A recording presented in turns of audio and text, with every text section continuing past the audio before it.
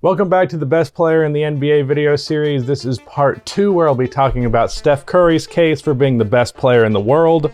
In episode 1, I talked about LeBron's case. I found his case interesting because for the first time since his rookie season, it seems like LeBron is very much on the outside looking in. For Steph, I find his case interesting because he's been pretty much a bare minimum top 5 player in the NBA to most people over the last 6 seasons. But at least to me, it seems rare for him to actually be called the best player in the world. Meanwhile, everyone else is in the general consensus top 5, like LeBron, Kevin Durant, Kawhi, and Giannis are very often given that title. Personally, to me, I think Steph's case is as good as anybody that I just mentioned, so I present to you Steph Curry's case for being the best player in the NBA. Before I continue on with this video, about half of the people who watch these videos are not subscribed, so if you fall into that 50%, then please subscribe. I'm trying to hit 200k subscribers on this channel by the end of the year, so your subscription would be much appreciated. Also, drop a like on this video. It only takes 1 second and it makes a massive difference. So real quick out of the gate, I want to acknowledge something.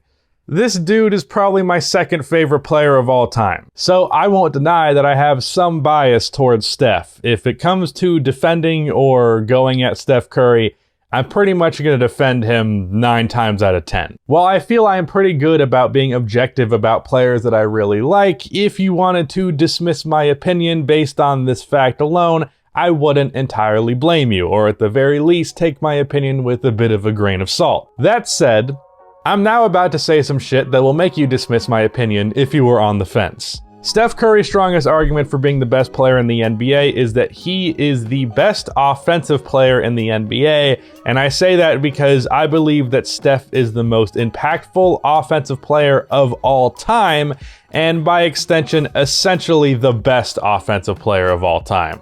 Now, before you go at me in the comment section, though, let's be honest, it's already happened based on even the suggestion that Steph could be the best player in the world.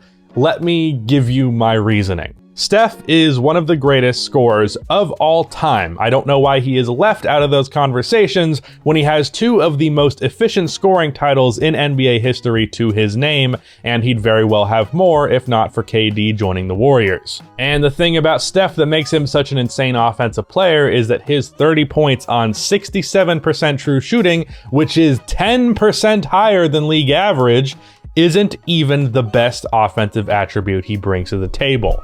It's his playmaking, and no, I don't mean passing, I mean playmaking.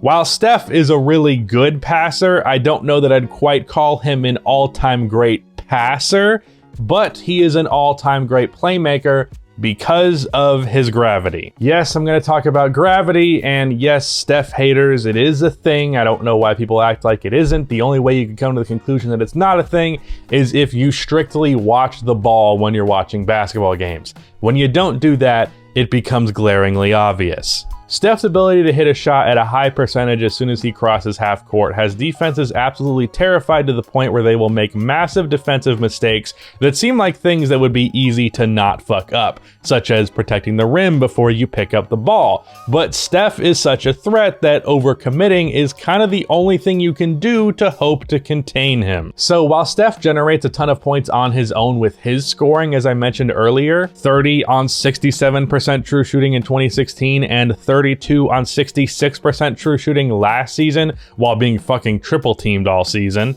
he generates nearly as much offense for other players on his team based on the threat of his spacing and the way that manipulates the defense. I'm actually not sure which version of Steph highlights his gravity better. Last year, when teams feared Steph individually more so than ever because of a lack of help around him and thus left the scrubs open, or when the Warriors had KD and they cared more about defending Durant and Klay and not just Steph individually, but that would just make the impact even more obvious because, dude, you're so scared of Curry that you left Klay Thompson and Kevin Durant open. I don't know, I think I'd go with the second one because, leaving Kelly Oubre open on the perimeter is not that crazy of a decision against any superstar player. I could probably make an entire video comparing Steph versus other all-time offensive talent and make his case for why he is the best offensive generator ever, but that's a topic for another day. To put it simply, if I'm trying to build the best offensive team in the NBA and I can pick one superstar to start to build that team,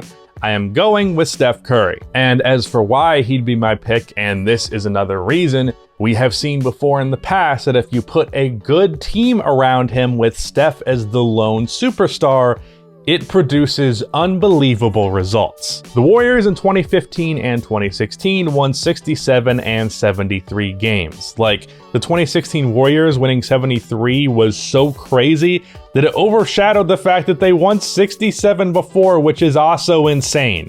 2 seasons with Pete Curry with a good roster around him with no Kevin Durant, and the Warriors average fucking 70 wins a season. Steph's brand of basketball, when paired with a good roster, is a proven winner, and I think Steph more than proved last season that individually he was good as ever. I mentioned the constant triple team thing earlier, and that was only a slight exaggeration. The Warriors roster around Steph last year was bad. Now, it actually started to come together a bit to close the year with Juan Toscano-Anderson and Jordan Poole breaking out, and well, Kelly Oubre, who was awful last season, just not being there because of injury. Had the Dubs had this roster for the full season and it didn't take time to get there, they probably would have been fine and been a playoff team. But the point is, the roster overall last year was bad, and if not for Steph Curry, the Warriors would have been one of the worst teams in the league. Now going into next season with Klay Thompson coming back and a handful of offseason acquisitions that rounded out the roster and gave it actual depth, go watch my Are the Warriors Contenders video, I think it's safe to say that the roster will be significantly better around Steph, and I could very well see him making another run at MVP. But where we do get to a bit of the case against Steph for best player in the league, there's really only one thing that holds him back, and that is defense. Now the thing about that is, Steph isn't actually a bad defender. He's passable in one-on-ones. He's pretty solid at team defense, though that could partially be due to a great defensive scheme. And really his only major weakness is that he can be targeted in the playoffs, though that does have mixed results. But overall, I would say that Steph is a neutral defender. Granted, he could very well be a neutral defender just because the Warriors' defensive scheme is so good at making him a neutral defender.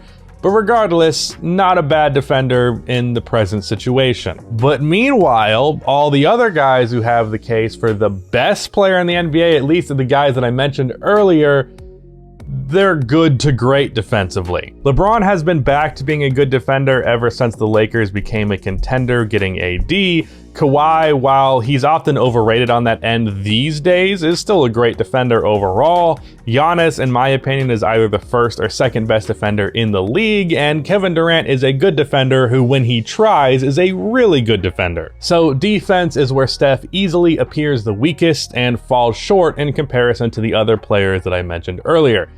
Side note, I don't think those are the only players that have a case for the best player in the NBA, but they're the most common picks for that, so there you go. But you and I both know that in the NBA today, and really the NBA overall, but especially today, offense is valued significantly more so than defense in terms of how we evaluate and rank players. If defense was just as important as offense in terms of how we rank players, then Bam Adebayo would be considered just as good as Steph Curry, and obviously that's not the case. And I think you can make an argument that Steph is so impactful offensively that it splits the difference that he has defensively with all of these guys. If there was any player that could be the case with, it would probably be Steph Curry. And while I definitely don't think I'll say who is the best player in the NBA in this series because, well, I don't actually know who I think is the best player in the NBA. Steph certainly has a lot better of a case than I think a lot of people give him credit for, and he's definitely among the top of my list for sure. Shout out to Rudy for editing this video. That's the end of this video. Please be sure to like and subscribe for more NBA content like this, and Kiriach music.